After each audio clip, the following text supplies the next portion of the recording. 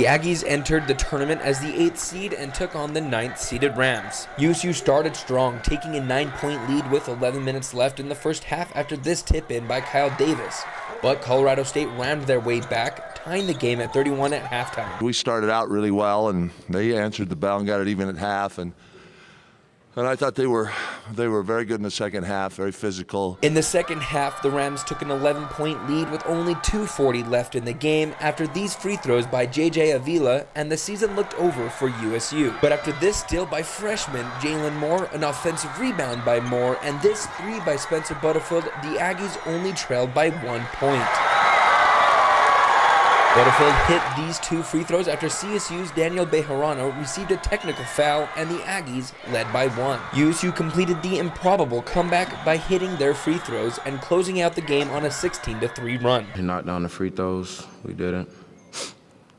They took care of the ball. We didn't. So for the last 2 minutes of the game, we just didn't show up. About everything that could go right went right for us, and everything that could go wrong went wrong for them. The win set up a third meeting between USU and number 1 seed San Diego State. After 10 minutes, the Aggies trailed by only 6 points, but then Xavier Thames and the rest of the Aztecs took over the game, blowing out USU 73-39, setting the record for the largest point differential for a Mountain West tournament game. We had been lit up by their three-point shooting at their place, and we wanted to make it very difficult for them to get uncontested threes, and we did. Sin City has claimed yet another victim as the Aggies end a disappointing first season in the Mountain West. After being dismantled by the Aztecs, USU will look to rebuild as they lose 4 starters to graduation. The women were also in action earlier this week, and Jason Borba is here with more. Yeah, Brad, the women also came in as the 8th seed and one of the hottest teams in the Mountain West, winning 4 of their last 5 games. And with an ace up their sleeve such as Jennifer Schlott, the Aggies were all in the first round against New Mexico.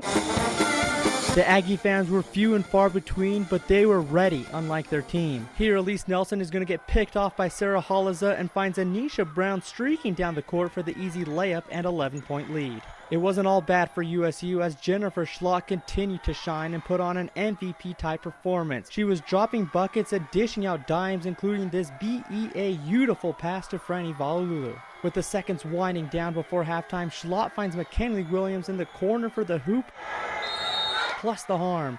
She would convert at the line to cut the Aggies' deficit to 4 at the break.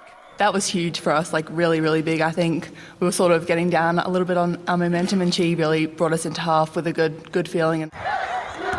USU used that momentum to take their first lead of the game on this layup by Ingrida Strikas. We didn't come out the first 4 minutes ready to play. That's been our Achilles heel. The Aggies would hold on to the lead for the remainder of the game, but the Lobos made it interesting in the closing moments.